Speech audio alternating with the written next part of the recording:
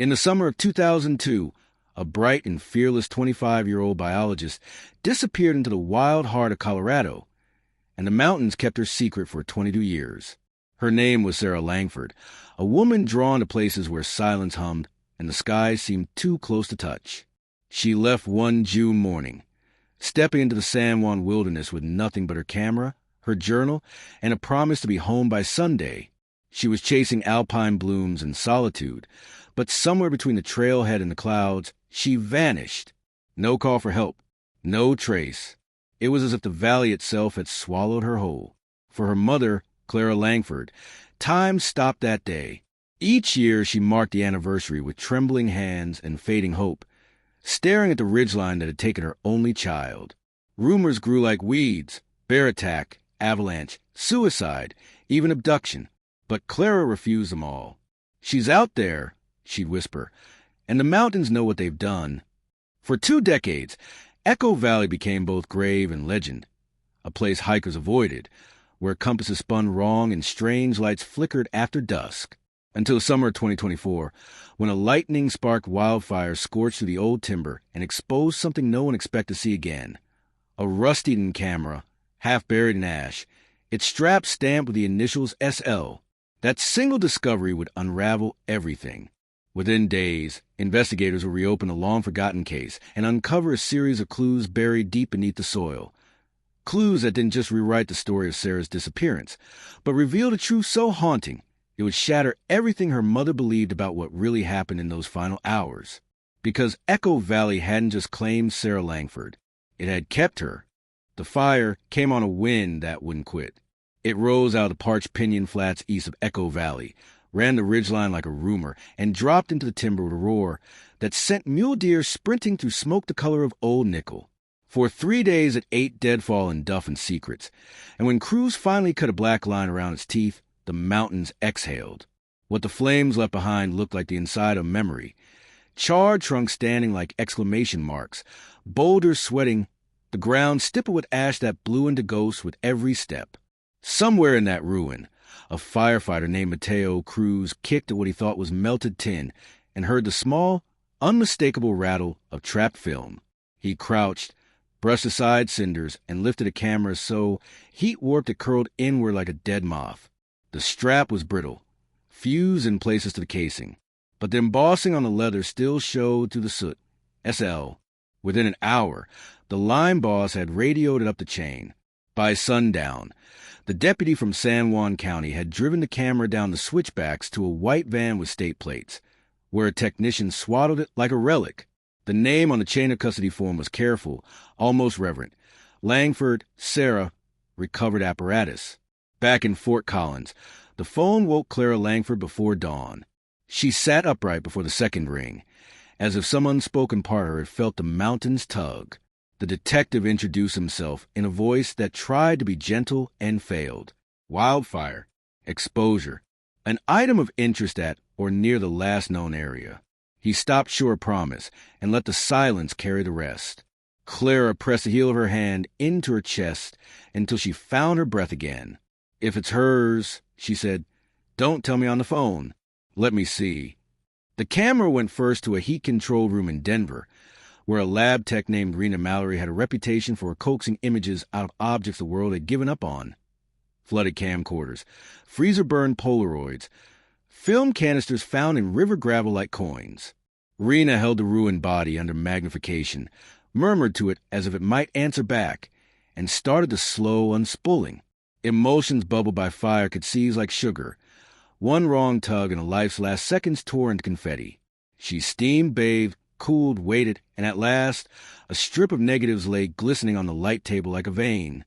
Detective Elian Cross stood behind her chair, hands in his pockets, trying not to shift his weight like a man who'd been standing too long on a church floor. In the first frames, a ridge appeared, light blown out by alpine glare, angles in gray, clouds stretched thin as gauze.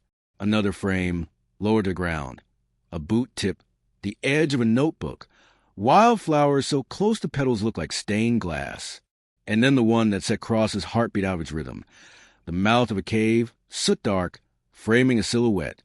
A woman, turned half away, wind pushing hair that should have been tied back but wasn't, as if whatever she'd been doing had been interrupted. Her jawline was unmistakable even in negative. "Sera, timestamp."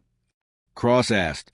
Rena swallowed, glanced at the perforation marks, and rotated the strip toward the reader. The camera's internal clock would have drifted, but this stock, there's edge code. Manufacture lot mid-2002. Processing marks, if any, will show on the contact print. She looked up, almost apologetic. "Give me an hour to build you a ghost." News doesn't wait for certainty. Word of new evidence in the Echo Valley disappearance leaked before noon, and by evening, a half-dozen camera crews were pointing lenses at a sign Clara knew too well. Trail closed, fire damage. The anchors said her name like it belonged to them, a story they had seasoned with adjectives over 22 years. Stoic, tireless, heartbroken. They kept their distance from the cabin, but their vans threw long white rectangles on the pines. Clara closed her blinds and boiled water for tea she didn't drink. Cross drove to Telluride while the negatives dried. He didn't call ahead. He wanted to see Jared low in the unguarded light of an unexpected knock, the kind that strips away rehearsed grief and leaves only the bones of whatever truth a person lives with. The door opened on a room that looked more like a showroom than a home. Prints of glaciers and thunderheads, a clean wooden desk. 3 cameras sleeping on it like well-fed cats. Jared had aged into his handsomeness the way some men do. Gray at the temples and a line at the mouth that could read as pain from a distance, and something else up close. "Detective," he said, and made a neat, surprised shape of his mouth. I heard the chatter. "If that camera is Sera's," his voice thinned. "You'll tell her mother before you tell me, I assume." Cross nodded. "Where were you when the fire started?" Jared's eyebrows dipped. "Is there a reason to think I started it?" "It's fire season," Cross said mildly.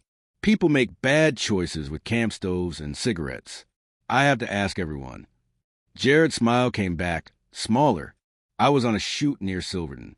Storm time-lapse. I can send the raw files, if it helps." He sent them while Cross stood in the doorway. The timestamp seemed right. The sky on Jared's card matched the sky on Noah's radar mosaic. Cross said thank you and watched the man's eyes as he closed the door. There was something practiced in the way Jared's sadness settled into place, like a coach shrugged onto a familiar hook. At the lab, the first contact sheet bled up under the red light. Rena pinned the slick paper, reached for a grease pencil, and circled 2 frames. She called Cross back before the paper had cooled. "You want to see this yourself." In the secured room, the images were still wet, sharp in the places that mattered, and muddy in the ones that sent the mind hunting for shapes. Sera profiled the cave mouth, thinner than her last known photo, but very much alive. A second image, slightly motion-blurred, as if the photographer's hand had trembled in smoke or fear. Sera again, closer, chin lifted, something like resolve settling in her shoulders. Behind her, deeper in the cave, a smear that might have been a person or might have been a particular way darkness organizes itself around fear. Cross blinked, and the smear became a shoulder. Blinked again, and it was only rock. Rena pointed to small zigzags along the edge. "These aren't perfect, but the perforation code and this faint imprint on the rebate suggest the camera did a crude date stamp. The numerals look like August 19th. 02. I'll run it through enhancement to be sure." Cross did the math on the drive back to Fort Collins, the kind you don't need a calculator for, because your stomach has already done it. June 8th to August 19th. That was not a fall in the first week. That was not a slip into a creek bed in silence. That was a life continuing. He parked 2 houses down and walked to Clara's porch through the last light. She opened the door before he knocked. No one had to introduce the kind of news that brings a detective to your home in the evening, when the cameras are still prowling the edges of your road. Cross set the folder on the coffee table, positioned so she could touch it if she needed to anchor herself. He explained what they thought they had, where it came from, why it might matter. He didn't use the word hope. He didn't have to. Clara lifted the contact sheet, with the care of a mother holding a newborn's head. She traced Sera's outline without touching the emulsion. For the first time in years, she smiled, not a full smile, Nothing close to joy, but a small lifting at the corner of the mouth that said somebody had opened a window in a sealed room. "She's standing," Clara said. "She's standing and she's not afraid." Cross didn't tell her the darkness behind Sera looked like it'd wait. He didn't tell her that if the date was true, then someone had kept secrets for 22 years and had learned to live with them. He only said, "We're going back up." The burn scar was still hot in places when they hiked in with rangers and a forensic geologist who could read rocks like diaries. The ground gave up prints with a miser's stinginess, boot treads layered over hoof marks, over the lacy calligraphy of fire. At the cave mouth, the air went 10 degrees cooler all at once, the way it does in old places where weather never fully reaches. Cross stood where Sera had stood and tried to borrow her eyes. He could see why a biologist would stop. Bats humming beyond the threshold, mineral veins glinting, the promise of colder water underground. Inside, the first chamber had a ceiling low enough to make spine bones pay attention. Scorched soot patterned the roof like stars. Someone had been here before the fire, long enough ago that a ring of stone still held a memory of heat. A tin cup lay blackened on its side. Rena, invited out of the lab for once, photographed everything with delighted focus that didn't quite hide how the place made her skin crawl. The forensic geologist, Dr. Hyojin Park, crouched at a shallow depression near the back wall and sifted ash with a gloved hand. She held up a sliver of film leader, so small it could have been mistaken for a beetle wing. "Same stock," she said. "Your camera wasn't the only one used here." She turned, angled her head. "There's a flowstone seam through that crack. If water pooled past the last drought, it could have preserved whatever slid in." Cross shouldered through the narrow split. It wasn't much of a passage. More a question the rock asked of anyone who pressed against it. On the far side, the chamber opened like a vault. And there, between two ribs of stone, someone had made a shelf out of fallen slabs. On it, wrapped in oilcloth long rotted to lace, sat a tin with a wire bail, so common you could buy it in any hardware store from here to 1950. He lifted the lid with the tip of his pocket knife. Inside was a notebook the size of a hand. Water had had its way with the edges, but the middle ran tight with ink. The first page was numbered. The second began with a date. The third began with a name, Sera Langford. He carried it like a lit thing back into the sun. Rena photographed the cover, the binding, the cloth imprint, then tucked into a bag like a priest tucking a relic into velvet. Cross didn't let himself breathe until the zipper's sound was done. They hiked out under a sky that was trying to remember blue. Reporters shouted questions from the tape line. Cross shook his head once, the way a man does when he knows a story is about to start telling itself without him. In the SUV, he thumbed a text to Clara with the only sentence that wouldn't lie. "We recovered a notebook in the cave. I'll call when we stabilize it." Back in Denver, the conservation room smelled faintly of wheat paste and patience. Reno worked with a paper conservator, coaxing pages apart with humidified air, trickling in support where the fibers threatened to surrender. One by one, leaves open like pressed flowers resurrected. It wasn't fast. It wasn't meant to be. The words revealed themselves in strokes that made the muscles of the hand visible, decisive, compact script that anyone who had ever read Sera's field notes could have recognized blindfolded. The early entries held the ordinary magic of backcountry days. Marmots arguing on talus. The first ice at dawn in Shadowed Bowl, a line about how the wind funneled through Echo Valley and sounded like 1,000 people sighing at once. Then a shift so subtle you might miss it if you weren't listening with a part of you that catalogs dread. She mentioned a light across the slope after midnight, too steady to be lightning, too low to be a star. She wrote about a voice that carried in the way voices shouldn't in heavy air. She wrote that she had moved her camp closer to rock, because the open meadows made her feel watched. Cross pressed his fingers into his brow and thought about maps. The cave's position relative to the last known campsite, the fire's path, the camera's burial, the fact of a tin no wind could place. He thought about Jared's book sitting on countless coffee tables, The Last Glacier, and the photos of empty, shining places framed so carefully you might forget that emptiness had a history.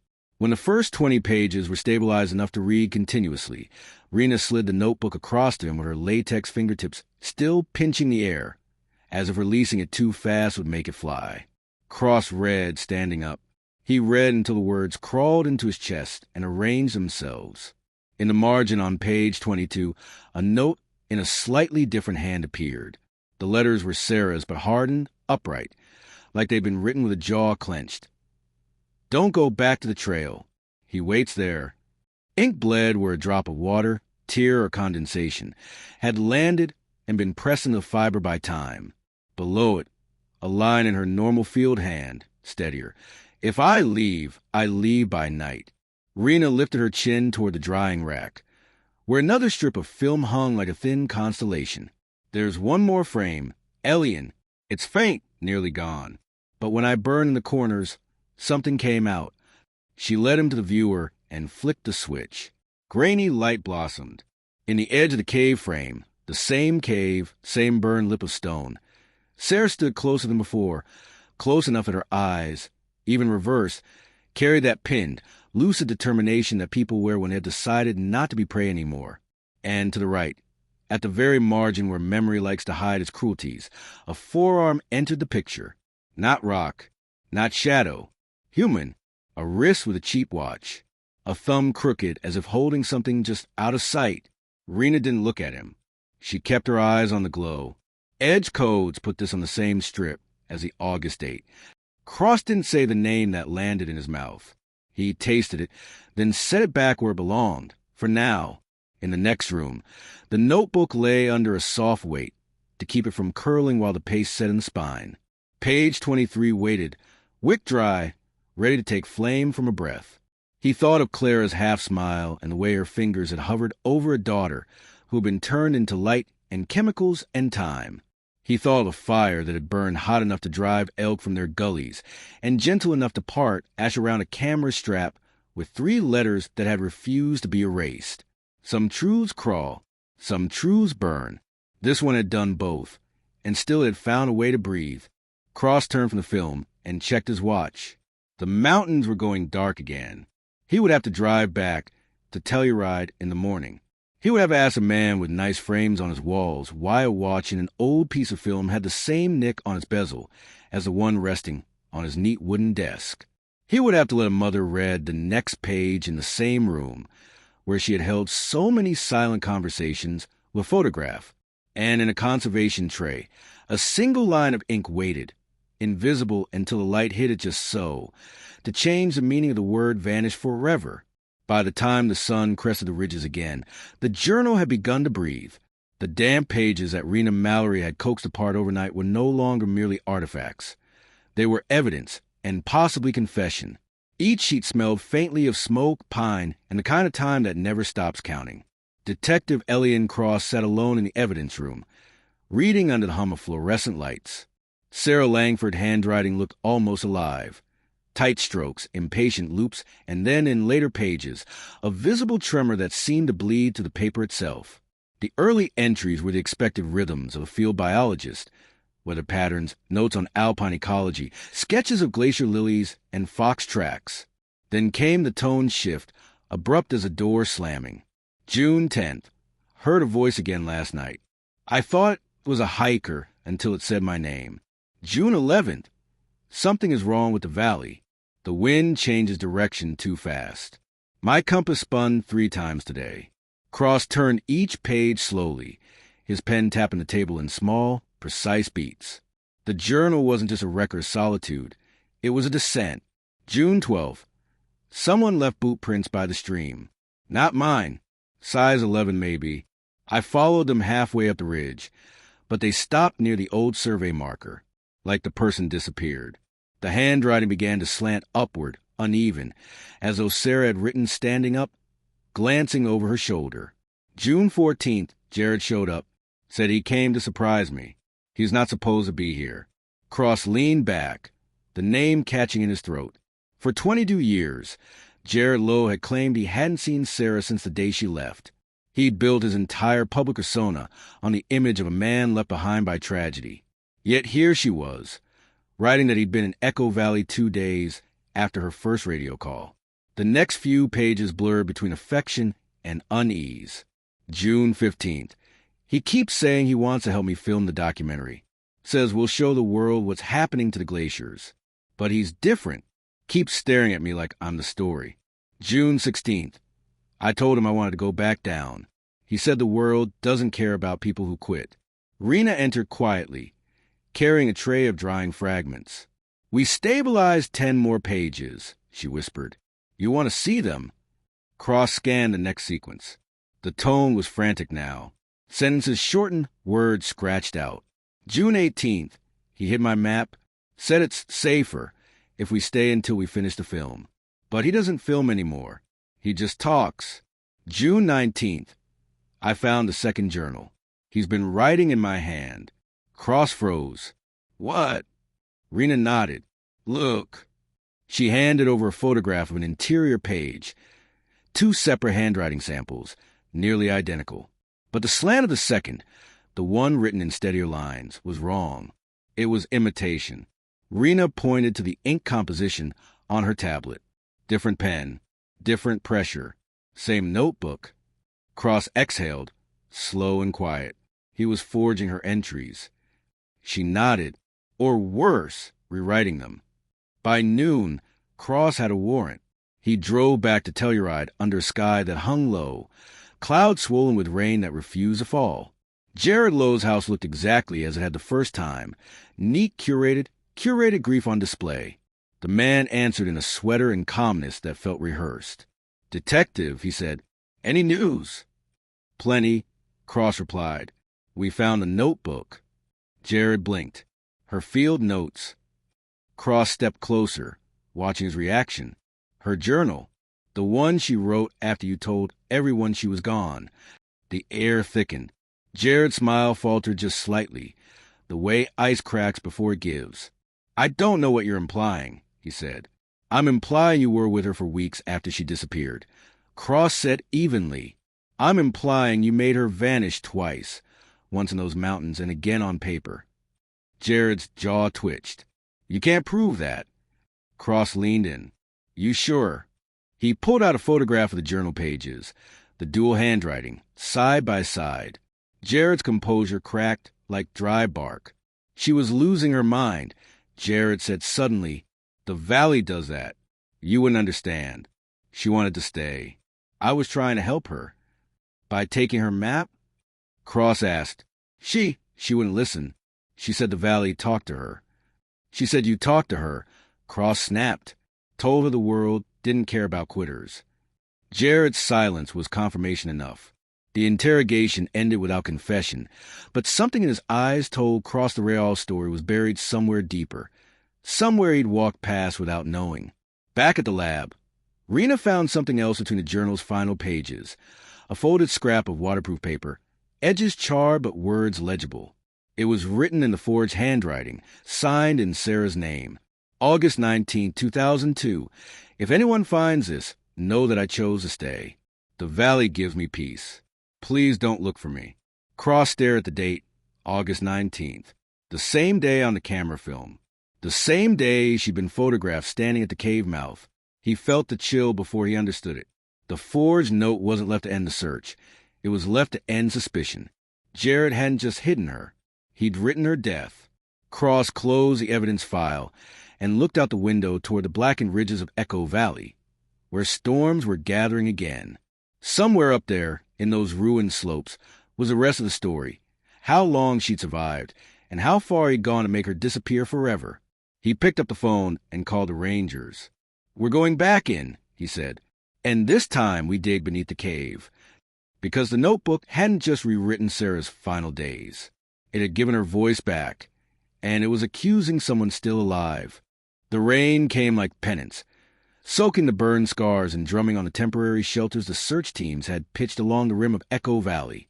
For the first time in 22 years, law enforcement wasn't looking for a lost hiker. They were looking for a crime scene. Detective Elian Cross watched water ribbon off the cave mouth as forensic lights flickered inside like pale lightning. Rena Mallory crouched near the ledge, photographing the way runoff funneled toward a depression just below the limestone lip. This flow path's been here for decades, she said. If someone buried anything below this line, the silt might have sealed it. Cross nodded, eyes tracing the black streaks that ran down the rock face like tears. Behind him, Ranger Cole Bennett, a lean man with sun-creased skin, adjusted his headlamp. "I've been in this park 20 years, he said. "We don't see holes like that unless someone dug them." He was right. 10 feet below the mouth, half concealed by moss and fire ash, the ground sank in a shallow oval. The team marked it with orange flags and began to scrape away the topsoil. It wasn't long before a metallic thud answered their shovels. "Something solid," Bennett muttered. Cross knelt, brushing mud with gloved fingers until the outline took shape. A rusted camping trunk. Military surplus. The kind sold in bulk after the Gulf War. The lock had corroded away. He pried the lid open with the back of his knife. Inside was a patchwork of items. A wool blanket, a cracked thermos, a small lantern, and a roll of undeveloped 35mm film-sealed in a waterproof canister. But beneath it all lay something worse. Fabric stiffened by time, the corner of a parka sleeve. He didn't need a lab to recognize the faded green of Sera Langford's field jacket. The rain seemed to hush all at once. Rena swallowed hard. "We'll get the anthropologist up here." Cross stared at the sleeve, a creeping dread gnawing at his ribs. This wasn't a shallow grave. It was a container, a deliberate preservation. Whoever had done this hadn't wanted her body found, but hadn't wanted it destroyed either. When Dr. Hyo-Jean Park arrived, she worked methodically, removing each layer until the remains were visible. The bones lay curled, the posture defensive. Near the right wrist, a small silver chain clung to the dirt, a bracelet engraved SL. "Cause of death?" Cross asked quietly. Park shook her head. "Not yet. Fractures on the ribs. Could be blunt trauma. But there's something else." She held up a fragment of wood, flattened on one side. "Looks like part of a tripod leg." Rena exhaled, her camera set up. Maybe he hit her with it. Cross's jaw tightened, or staged it to look like an accident. By the time the remains were bagged and flown to Denver, the storm had broken into sleet. Cross lingered under the tarp, staring into the dark where the cave mouth glowed faintly under the floodlights. "She died watching the ridge," he said. Bennett hesitated beside him. "You think he stayed?" Cross didn't answer, but deep down he already knew. Back in Denver, the forensics lab came alive again. Rena processed a newly found film, her hand steady even as her stomach churned. The images developed slowly, grain by grain, memory by memory. The first 2 frames showed Sera's tent at dusk, the ridge aflame with sunset. The third was darker, almost abstract, until the shadows resolved into movement. A figure crouching near the fire, turning just enough of the lens to catch half a face. Jared Lowe. Rena felt her pulse spike. He wasn't just there. He was holding the camera. The next frame froze her breath. Sera, eyes wide, looking past the lens as if seeing something behind it. Then nothing but blurred motion and a streak of light. The roll ended abruptly, torn mid-advance. When Cross arrived, she didn't say a word. She just slid the contact sheet toward him. His face went pale as he traced the outline of Jared's jaw. "We have him," he whispered. "We have him with her." But it was the 4th frame that sent both of them into silence. The timestamp in the corner, August 19th, 2002, the same day as the forged note. Cross drove to Telluride again, this time with a warrant that couldn't be argued with. The sun was sinking behind the peaks when he pulled into Jared Lowe's driveway. The house glowed warmly through the rain, too warmly, like someone trying to look calm. Jared opened the door before Cross could knock twice. "You've been busy," he said, voice cool. "You lied," Cross said flatly. "We found the cave. We found the film. We found her." For the first time, Jared's composure cracked. "You don't understand." "I understand you were with her for weeks after you said she vanished." Cross cut in. "I understand you took her map, forged her handwriting, and left her in that mountain like a specimen." Jared's face twisted. "She wanted to stay. She said she heard something in the valley, something calling her. She chose it." Cross stepped forward. "You're saying she chose to die in a locked trunk?" Jared looked away. "You weren't there." The forest changes you. The detective's voice dropped. You killed her, Jared. Silence hung heavy between them, broken only by the sound of rain hitting the porch roof. Then, slowly, Jared smiled, a sad, broken smile that didn't reach his eyes. If I killed her, he said softly, why did she right after I left?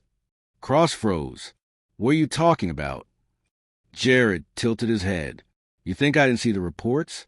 The ink analysis? Those last entries weren't mine, detective. He stepped back, retreating into the warm light of his house. Go read the end of the journal again. You'll see.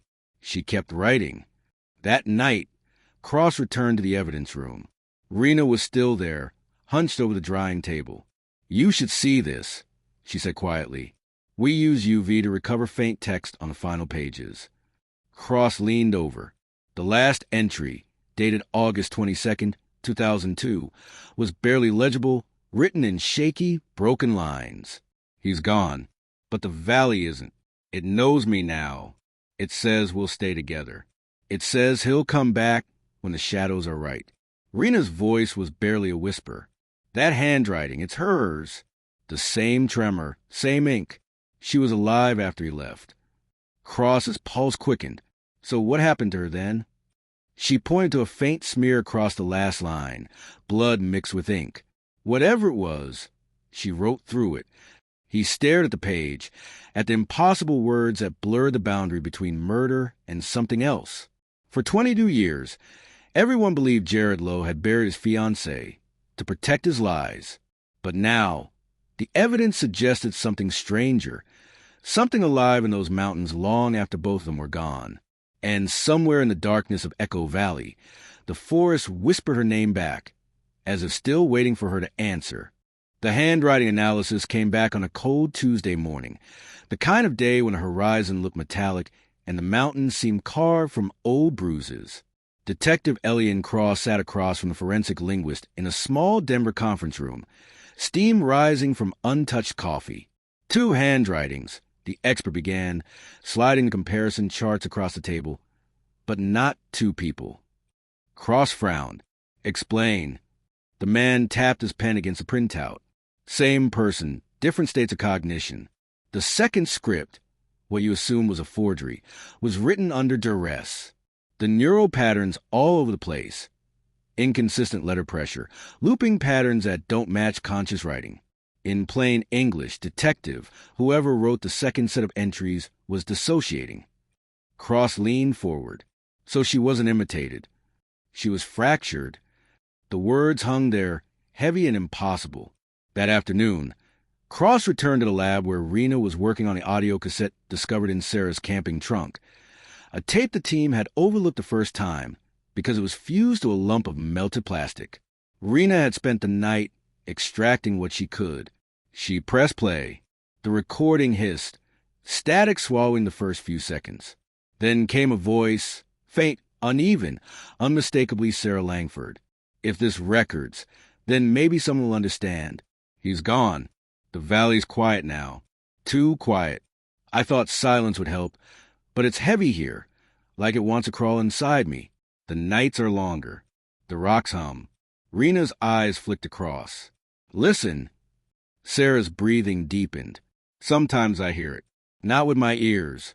With something deeper. It sounds like me. It says I should stay. That I'm part of this place now.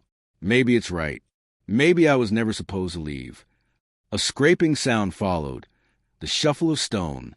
Then a second voice whispered, soft and eerily close to hers. Stay. The tape cut out. Cross's hands clenched. Could that be Jared? Rena replayed it, isolating the sound, running a quick analysis. Pitch doesn't match. Neither does cadence. It's filtered, almost harmonic, like an echo of her own voice. He stared at the waveform on the monitor. The valley wasn't just a backdrop anymore. It was a participant. 2 days later, Cross and Rena flew to Montrose to meet Dr. Ira Mendel, a neuropsychologist specializing in isolation-induced psychosis. He studied Sera's journal and the audio file with clinical detachment, then said something that made Cross's stomach turn. This isn't madness in the conventional sense, Mendel said. This is pattern mimicry. The brain adapting to isolation by externalizing its inner voice. But here's the problem. Her writing shows comprehension. She wasn't hallucinating. She was conversing. With who? Cross asked. Mendel gave a thin smile. Maybe the only thing that could answer. Cross didn't respond. He didn't have to. They both knew the valley was waiting. They hiked back into Echo Valley 3 days later, accompanied by Ranger Cole Bennett and a small forensic crew. The fire-scorched ground crunched underfoot, brittle and slick with frost. The cave yawned before them like an open throat. Inside, the air was colder than before, the walls still damp from melted snow. Rena unpacked her recording equipment, while Bennett mapped coordinates. Cross wandered toward the far end, flashlight beam flicking across the rock. That's where he saw it. Carvings, dozens of them, shallow and deliberate, etched into the limestone like a language that didn't belong to any era. Spirals, parallel lines, concentric circles. And beneath them, 5 words scratched deep in the rest. The valley keeps its own. Rena's voice trembled. Those weren't here last month. Cross swallowed. You sure? Positive. He stepped closer. The grooves were fresh, the dust still clinging to the edges. Someone or something had carved them after the excavation. Rena switched on her recorder. This is Site 2 inside Echo Cave, noting anomalous carvings near the south wall. Before she could finish, a low vibration rolled through the cave floor, subtle but real. The lanterns rattled. A stone shifted somewhere in the dark. Bennett's voice echoed from the entrance. Did you feel that? Cross raised a hand. Stay still. For a moment, the only sound was their breathing. Then faintly, from deep within the cavern, came a noise that didn't belong to wind or water, a rhythmic clicking, spaced like syllables. Rena's recorder spiked. The sound was being captured. When they followed it, the passage narrowed, walls closing in until they reached a chamber filled with what looked like crystallized sediment. Embedded within the stone were faint outlines of objects, metal, plastic, bone. Rena crouched and brushed at one, her gloved hand trembling. It wasn't stone. It was a camera lens. Sera's other equipment, she whispered. Frozen in mineral. Cross moved his light over the wall and stopped breathing. There, half embedded in the rock like a fossil, was a human face. Eyes closed, mouth open as if mid-breath. The features were eroded but unmistakable. Jared Lowe, Rena whispered. Cross staggered back. Jared had disappeared the day after their confrontation. Police assumed he'd fled. But here he was, encased in the very cave that had swallowed Sera. Bennett crossed himself. Jesus, how long's he been here? Rena's voice cracked. The mineralization would take years. Cross looked around the chamber, the walls glistening like veins. He came back. Maybe he followed her voice. Maybe he never left.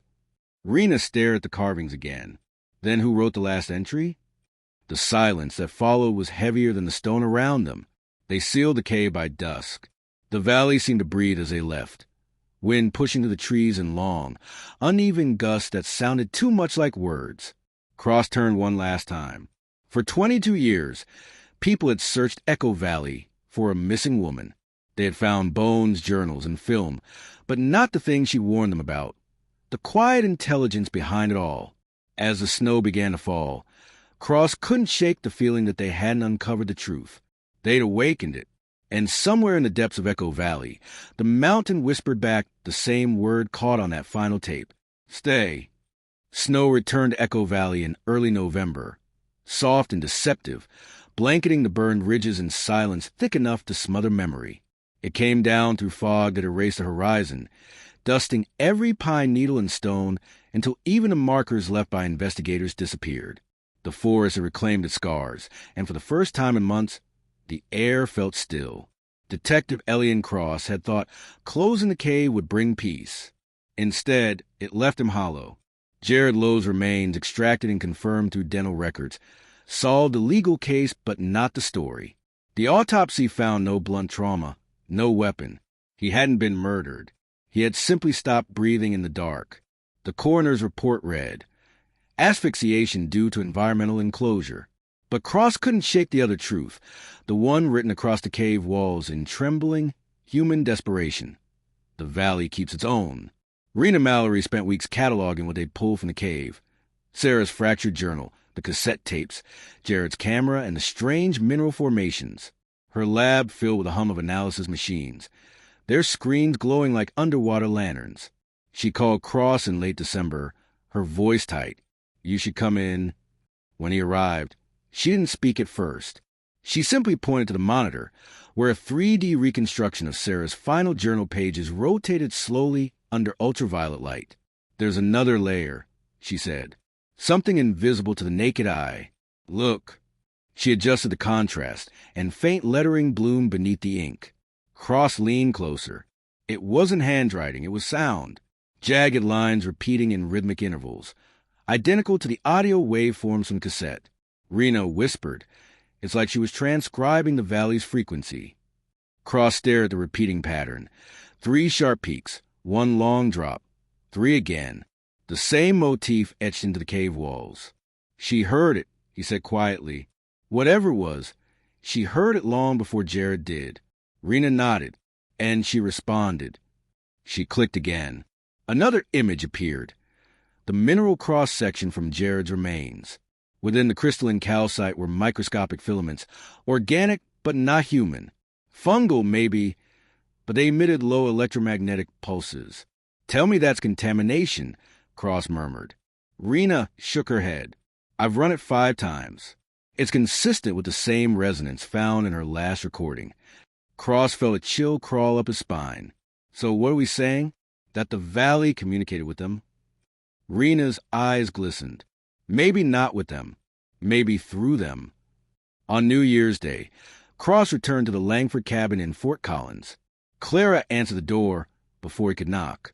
She looked older than he remembered, grief carving her into something both fragile and fierce. "Did you find her voice?" she asked. He hesitated. "We found more than that." Inside, the house was a museum of her daughter's life. Maps, photographs, clippings. On the table lay a candle and Sera's bracelet, the one recovered with her remains. Cross set a small evidence bag beside it. Inside was the original tape recorder. "It still plays," he said. Clara pressed play. The hiss filled the room, followed by Sera's voice, soft, almost serene. "If you're hearing this, I've stopped being afraid. The valley isn't cruel, it's ancient. It just wants to remember itself, and I was loud enough for it to listen. Jared thought it wanted to keep me. He was wrong. It wanted a story. It wanted a name. And now it has both." The tape clicked off. Clara's hands trembled. "She sounds calm." Cross nodded. Maybe she found what she was looking for. But as he stood to leave, the recorder flickered. The reels turned on their own, whispering a new line neither of them had heard before. "Detective, if you come back, don't follow the wind. It lies." The reel stopped. Cross turned slowly toward the window. The curtains fluttered, though no air moved.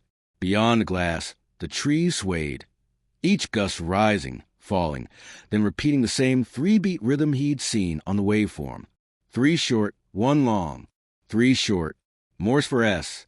Sera, in the month that followed, the state declared Echo Valley permanently restricted. The official report cited unstable geology and chemical hazards. The public never heard the real findings. Rena resigned in the forensic lab after the mineral samples from the cave began interfering with electronics. Small distortions in sound files, whispers that formed words when slowed down. Her resignation letter was short. Some things aren't meant to be measured. Cross took a leave of absence, driving the switchbacks to Echo Valley one last time before spring thaw. At the overlook, he found the memorial plaque the Rangers had placed. Sera Langford, 1977, 2002. The ridge calls peace at last. He stood there for a long time, wind moving to the trees, the sound low and hollow. When he closed his eyes, it almost sounded like a voice, hers, layered with something older, vast, and endless. He whispered into the cold air, "I'm listening." The wind answered, faint but deliberate. "Stay." Cross opened his eyes. The valley below shimmered in pale light, no longer blackened but impossibly green. as though the fire had never touched it. For a moment, he thought he saw her, just a silhouette at the edge of the tree line, hair lifted by the breeze, camera glinting in the sun. Then the clouds shifted, and she was gone. He left the valley without looking back. Because some stories don't end when you close the file. Some places remember too much. And in the heart of Colorado, where mountains breathe and silence hums, Echo Valley still waits. Patient, unblinking, whispering to whoever dares to listen. The valley keeps its own.